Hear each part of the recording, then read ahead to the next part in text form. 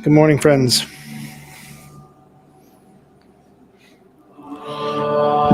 Thanks for being here this morning. Let's take just a few moments to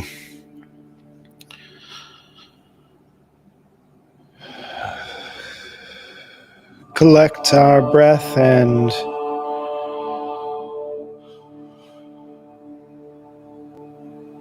begin to settle into this place right now, allowing the mind and the body to quiet down and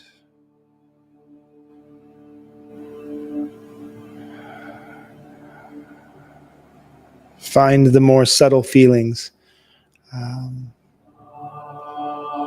that we are carrying.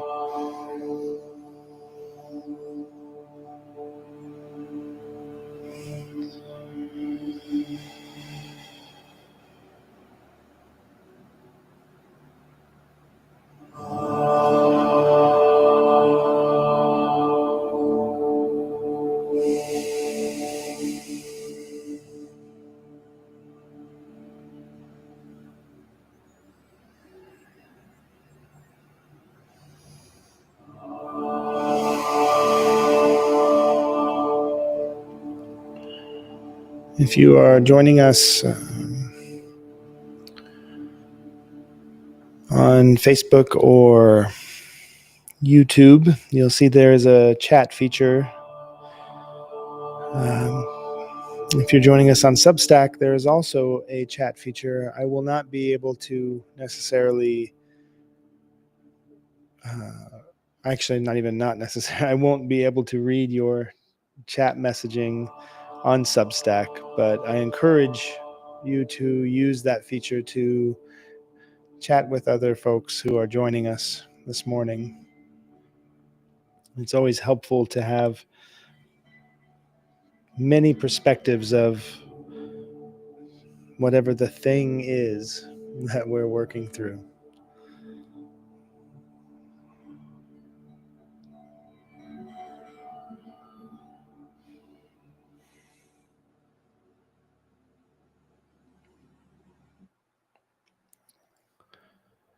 And let's take just a few breaths together this morning as we settle in to our bodies. I'm going to invite the bell, at which point we will breathe in through the nose to the bottom of the belly, softening those bellies, allowing that belly to fill. Nice, big, round, beautiful bellies. And when we exhale, exhaling out of the mouth, slowly and gently exhaling entirely. It's important that we, when taking these intentional breaths, really focus on breathing in a way that's going to facilitate the receiving and the releasing. And this is what we're learning to do with our breath. And the breath is teaching us to do this with our minds and our emotions and our understandings of life in general, to receive and to release. So I'll invite the bell.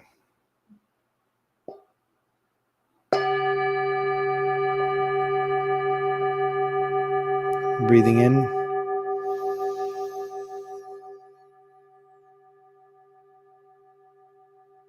and release.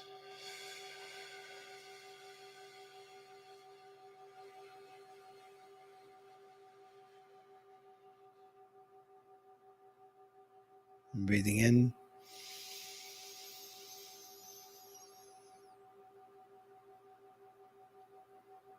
and release.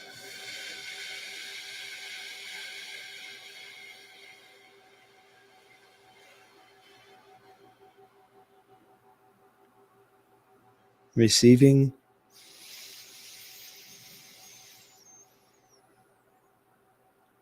and letting it all go.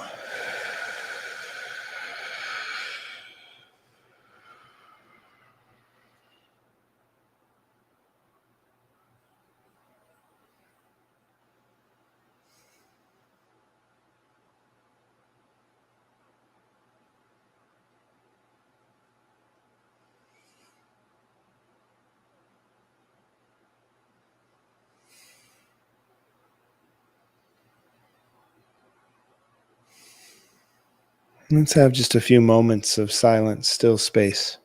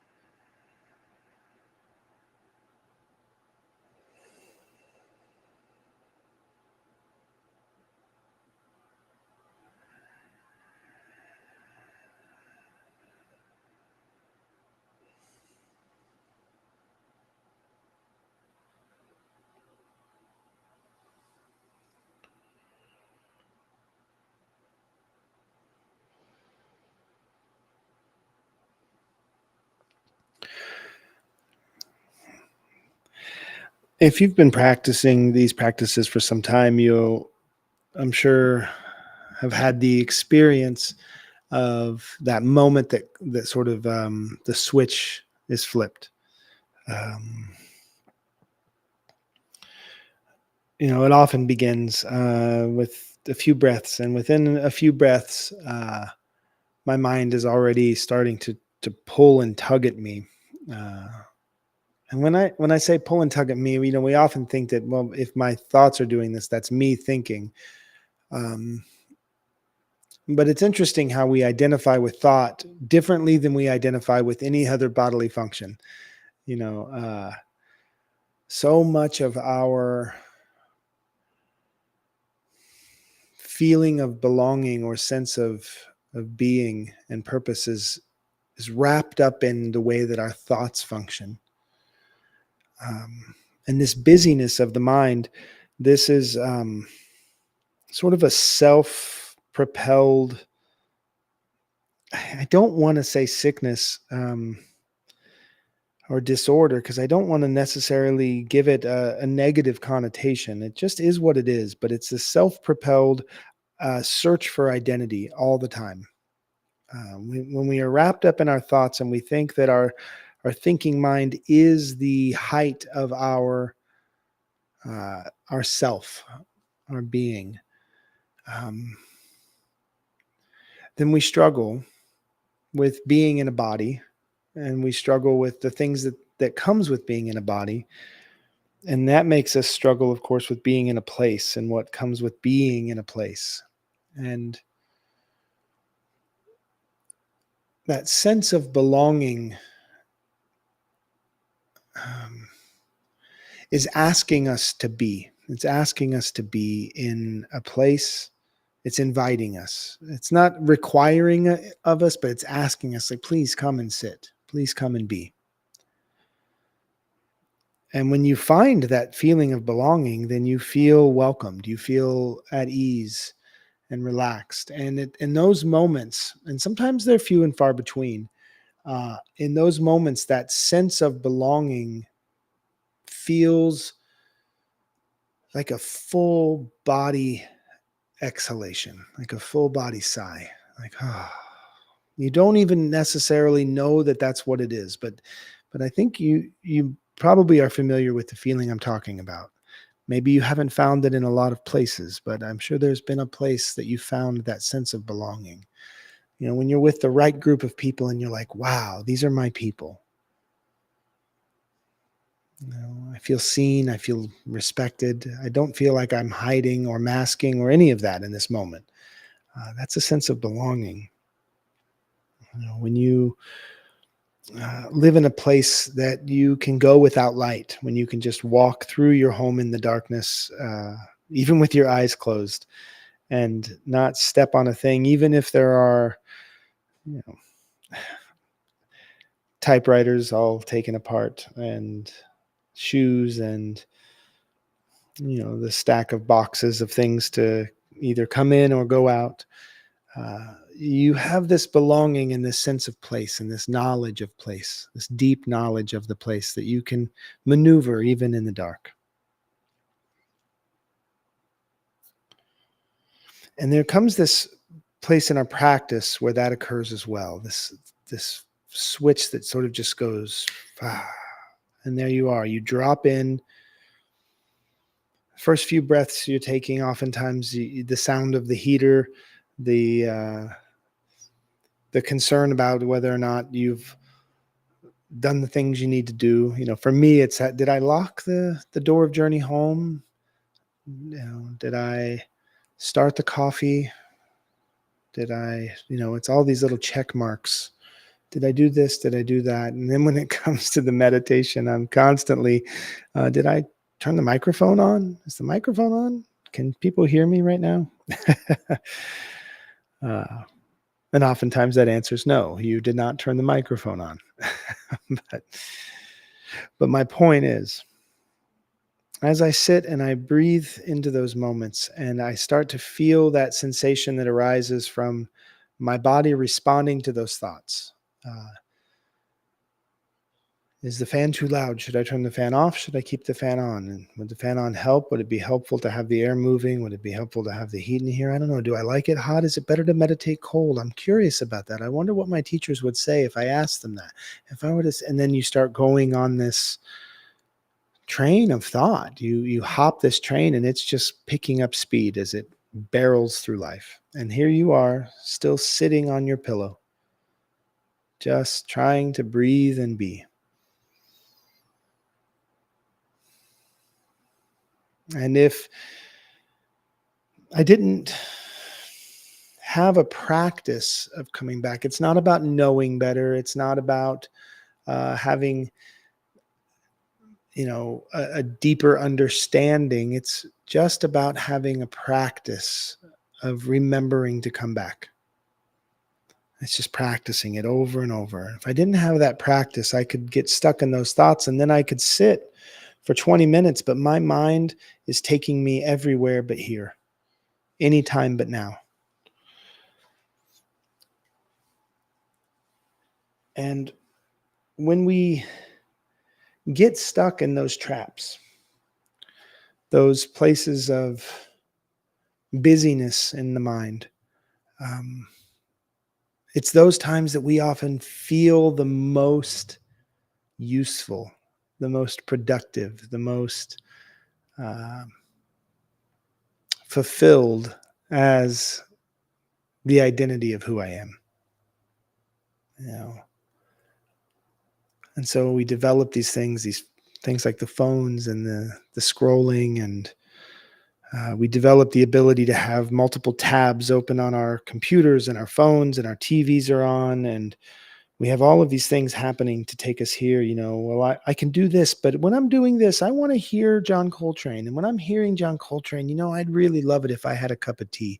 And if I have a cup of tea, I may as well light the candle to keep the tea warm. And if I'm lighting the candle, there's some incense. I'll light the incense. And now I'm all of these places. Should I do this? Should I do that? And my mind is just loving it because it's getting full attention. It's getting full attention and full workout. And then I'm just making everything just so. Everything is just perfect. Or everything is a mess. Everything is a catastrophe. Everything is crumbling around me. And then the panic sets in and the anxiety. And there I am. It's the exact same function. I'm sitting in my bed or on my cushion or in my chair, and my mind is creating for my body this perfect recipe for how I'm going to be in that moment, how I'm going to be. Am I going to be calm? satiated, relaxed. I've got that monk's joy of having my tea and Coltrane's playing and the scent of the incense. And oh, how could this be more perfect? That's what my mind keeps asking. Yeah, but how could this be more perfect? Or I've got the total body chaos of panic. How could anything else make this worse? Oh, there it is. How can we make this a little worse? There that is. And then, you start arguing with your partner, or you become irritable. You start to make yourself actually physically ill. All of these things start to occur. And this is the same processes. This is the busyness of the mind.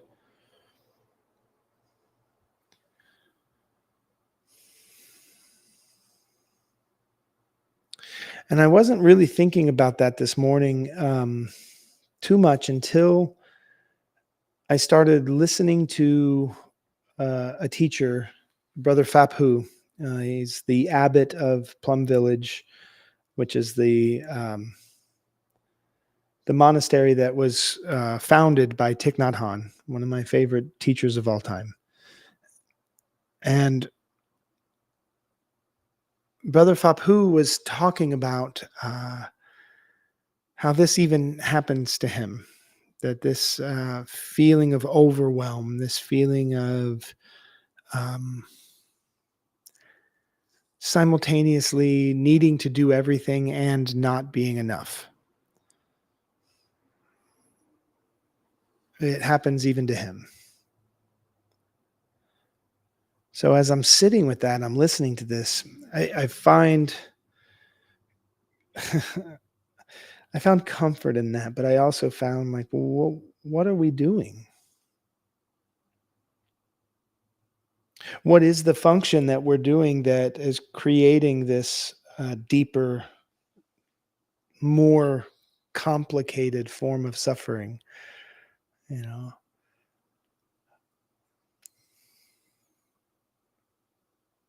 and so I thought, well, what I'm going to do is I'm going to sit with this for a while. I'm going to see what comes up for me. And then I forgot about it. I moved through my day. And I'm driving to work. I'm driving in and I'm going really slow. For some reason, I just wanted to relish the experience of not being in a rush. I knew I was still going to be kind of scraping by on time, but I was, it's okay. I'm going to drive nice and slow. So I'm going down my road nice and slow, and my mind starts to congratulate me on this. Like, congratulations, 15 miles an hour. Yeah, you're doing great.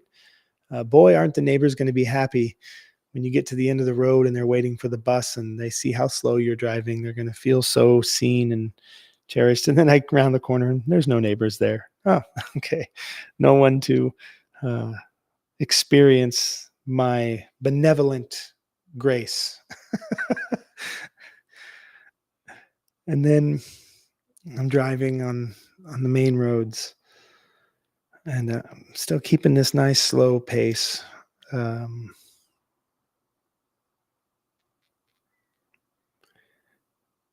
and as I start coming down Rockydale, a road that I take to get into work, I'm just really experiencing the fog and the beauty of the morning, and it's a lovely, lovely drive. I don't even have music or anything playing in the stereo, just silence. I'm driving, just being. And this truck comes up behind me really quickly and passes me, and there's plenty of room for the truck to pass. And the truck passes me, and it just speeds on by, and it goes past. And in that moment, boom, there it was. I am struck with the awareness that I might be going too slow, that I might be in the way, that this guy's going faster. I should be going faster. Why am I not going faster? Do I want to go faster? Am I impeding traffic? Oh man, who does that? Is that guy a maniac? Look at that maniac. How fast do you have to go? Lord, man. Well, it's foggy. Gosh, I hope I don't round the corner and see him in a fiery inferno. All of a sudden, all of the thoughts and the insecurities just barrel in, and I become really busy in my mind. I become really busy. I start thinking about that person, and I start thinking about, you know, what effect I'm having on them, and you know, they just are driving to work, and I was moving slower than they needed to go, so they passed me. It was not a big deal at all, but this is how the busyness of the mind works. It starts to create complicated layers of problems and solutions. Meanwhile, I'm still moving at the same pace. And I have this fear almost that's coming over me. Am I doing the right thing? Am I doing this correctly? Why is my mind racing? Why am I like this? Why am I such a mess? And there it is. I've already full blown entered into suffering.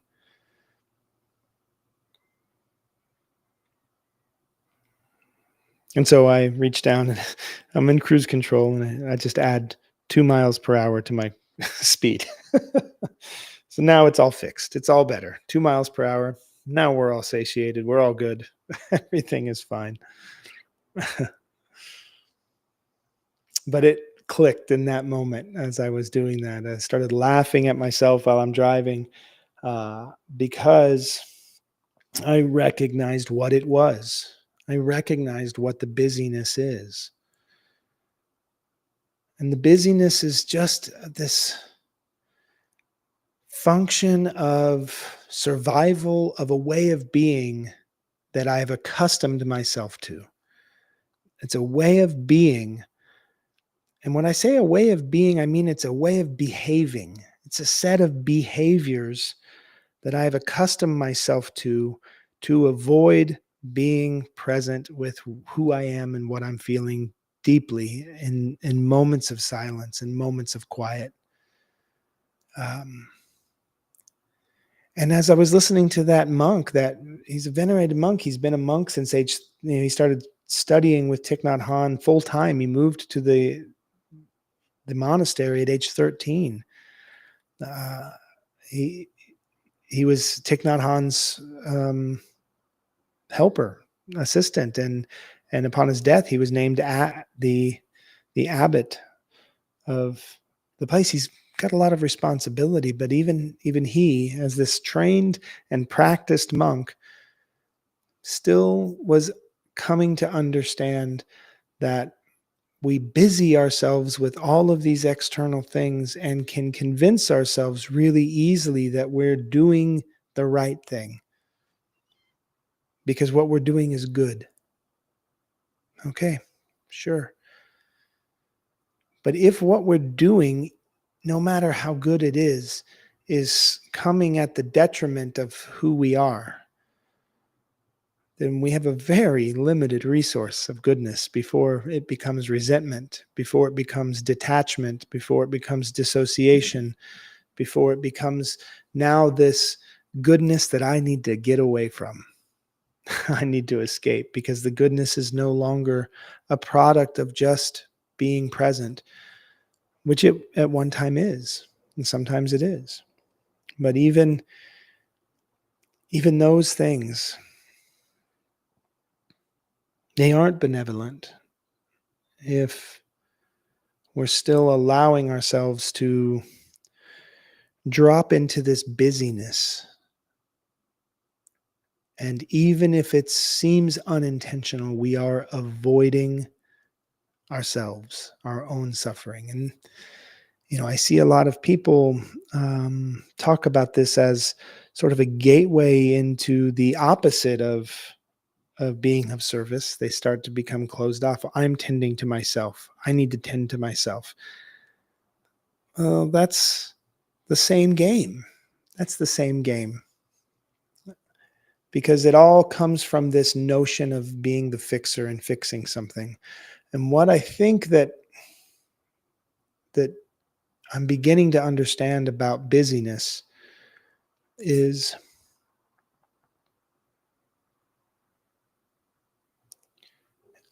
the only way to balance my busyness is with stillness. And that doesn't require really changing much of any of the ways that I'm being in the world, the ways that I'm behaving. It has to change the ways that I either accept what I'm doing or not. That's pretty much it.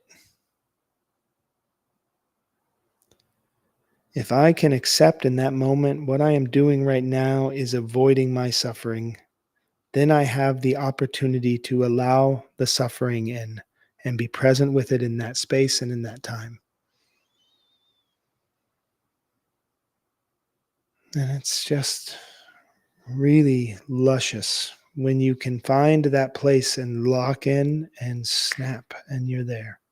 You're home and you belong. But when we are externalizing so much, fixing this person, fixing that person, helping this person, pleasing this person, doing all of this, um, we aren't including ourselves in the equation. Now we're helping, right? We're helping. We're doing this thing out there, but not in here. I'm not a part of that. We're not slowing down just enough to include myself in how that works. I think about this with telehealth. Um, I'll just share this one last thing, and then we'll move forward. Um, I've been recently, and I'll open more about this as time goes on, but I've recently been taking a supplement as medicine prescribed by a doctor, trying to sort of figure out the imbalances that are going on in my blood and in my body, and why I don't have all systems functioning uh, ideally.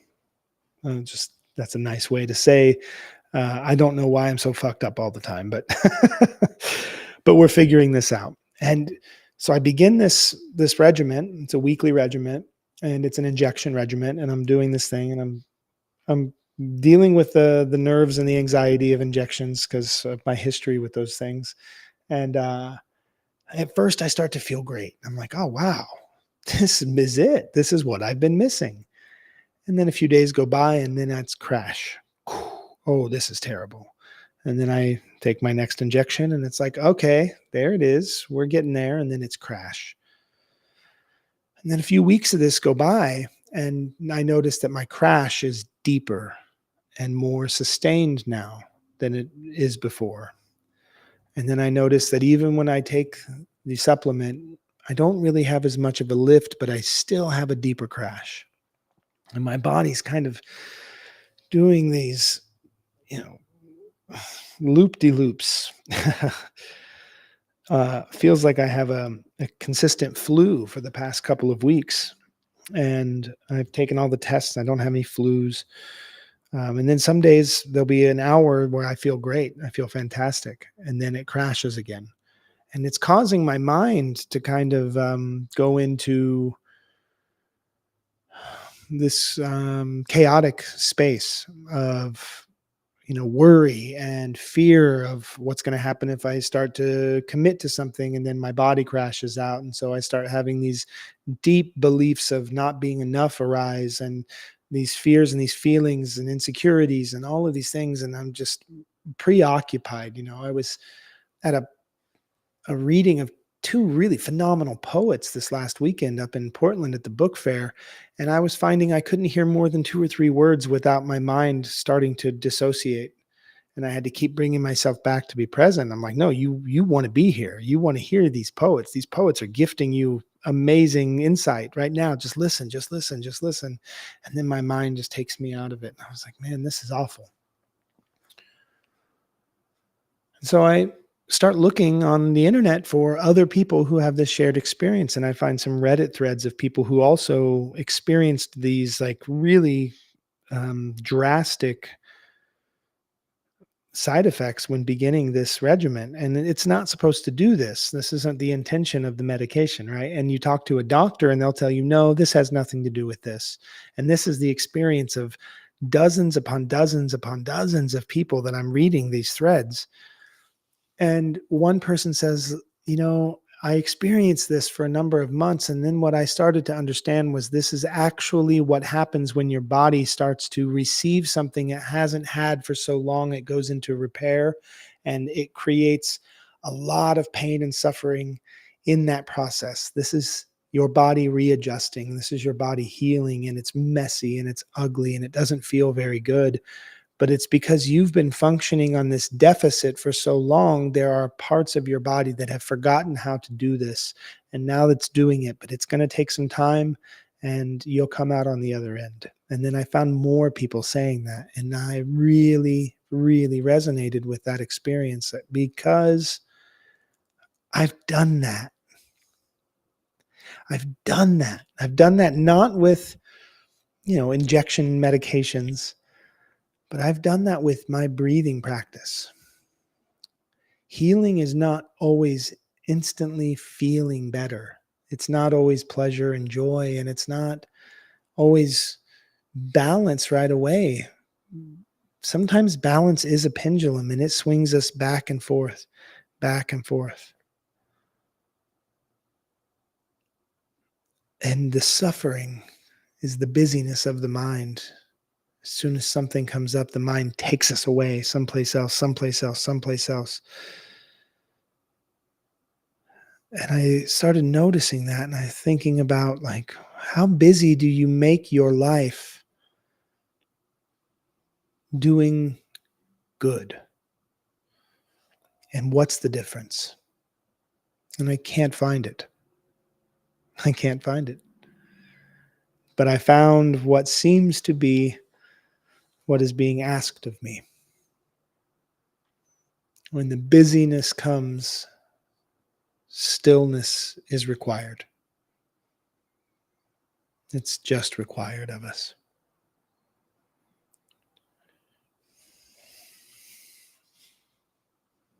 Let's invite the bell for a few breaths.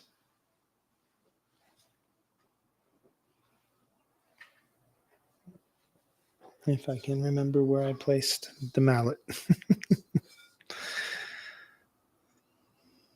I'm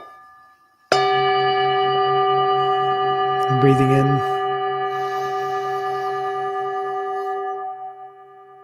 and out. Find your breath, find your rhythm.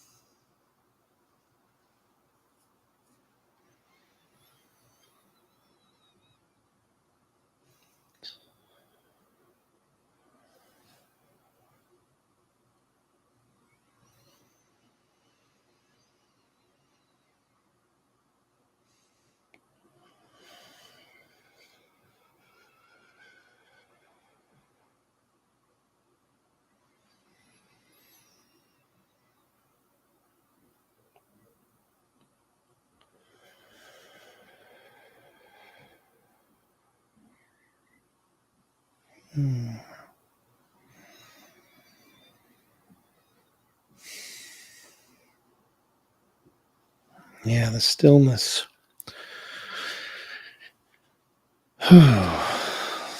Lovely. Quite lovely.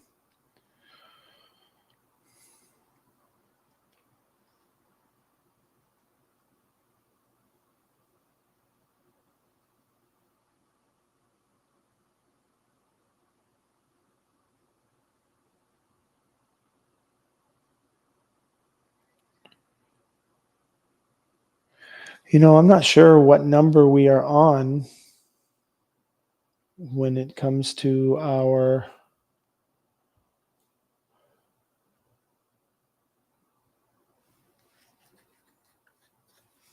Hmm,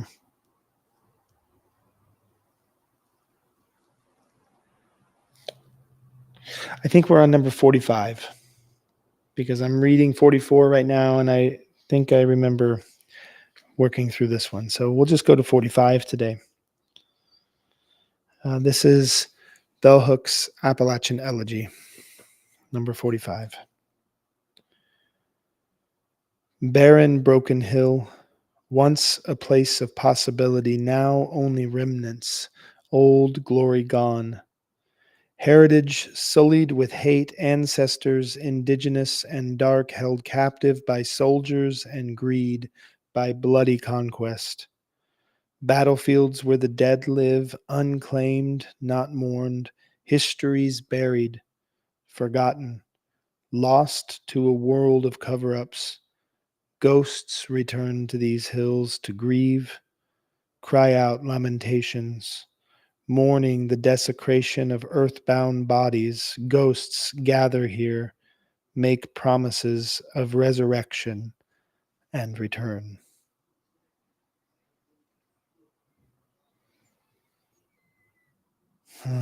Ghosts gather here, make promises of resurrections and return.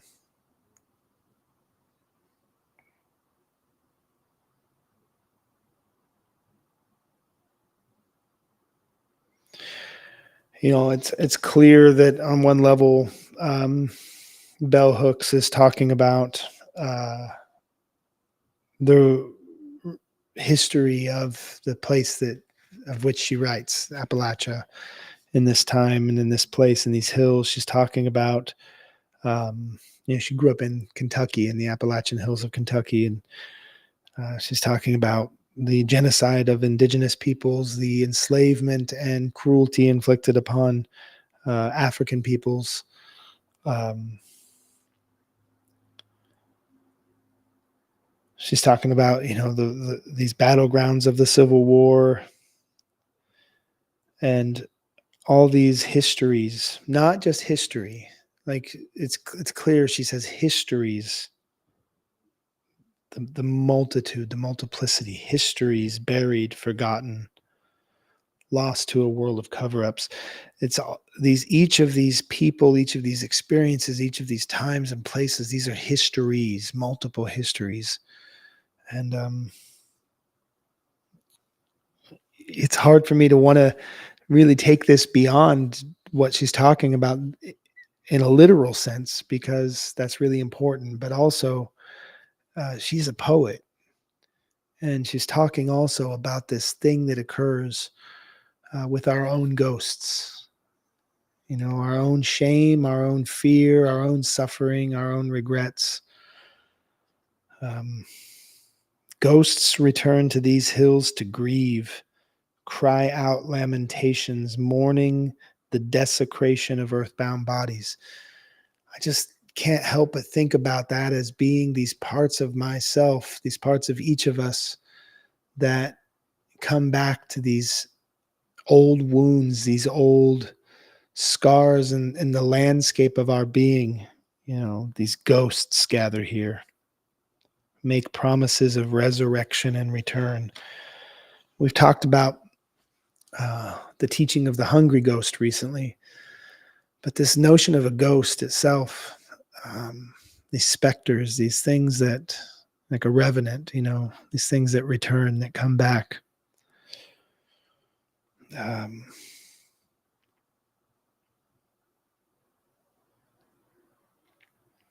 I think that this is the healing. I think when these ghosts return, it's the opportunity for amends. It's the opportunity for um, alms, for peace, for listening, for understanding, for hearing for maybe the first time these lamentations, this grieving. And maybe that's what's existing behind the busyness of the mind to take us out of all these things, is maybe there's a ghost in the room that's just asking to be seen and heard, and the mind creates clatter. That's the cover-ups that Bell Hooks is talking about, the clatter of our minds, the incessant chattering, all of it. So thank you, Bell Hooks, and thank you to each of you.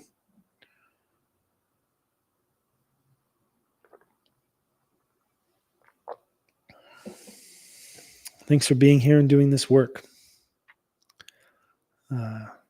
Reach out, leave messages, leave comments.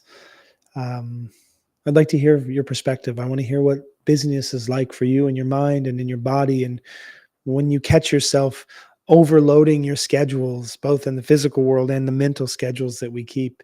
Do you ever stop to wonder why it is you're doing that? How is that busyness, the lack of a kindness to yourself, that lack of presence with the self and wanting to be with the quiet suffering of the self? Do you ever question what it is that's driving your busyness? And when you do question it, what is the answer that you come to? What is your driving factor? I'm sure that there are many of us who share multiple driving factors for why we keep ourselves so occupied. Occupied, occupation. That's a language of colonization. It's interesting, that, isn't it? Colonization is a practice of extraction, containment and extraction. So what's being extracted from ourselves? What's being sucked out of the earth, of our mind, our body, our spirit? These are good questions, and they're valid and they're valuable, and they are the pathways that keep us on a path of health and wellness and togetherness, more importantly than any of those things. If we're together, we are okay. Thanks, friends.